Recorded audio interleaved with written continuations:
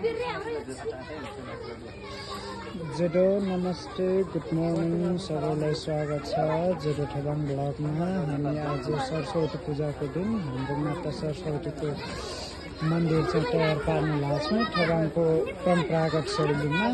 हामीले हिजो चाहिँ कालो माटोले मात्रै प्रिपेयर गर्यो, त्यसपछि हिजो हामीसँग गोबर नभएको कारणले हामीले लिपोट गर्ने रोकेका थियौँ। आज चाहिँ गोबर लिएर रातो माटोसँग मिसाएर चाहिँ लिपोट गर्न लाग्छौँ।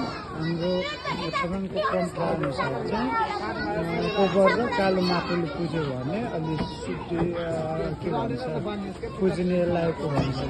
त्यही अनुसार चाहिँ हाम्रो ठेबाङको परम्परा अनुसार चाहिँ हामीले हाम्रो सरस्वती माताको मन्दिरलाई चाहिँ तयार पार्न लाग्छौँ। त्यसपछि अब केही समयपछि नै सुरु हुन्छ होला हाम्रो मन्दिर चाहिँ। अब केही समयपछि तयार पनि हुन्छ। सुरु भएपछि फेरि म देखाउनेछु निपुणता र साधनाले दुईजनाले लिपोट गर्दै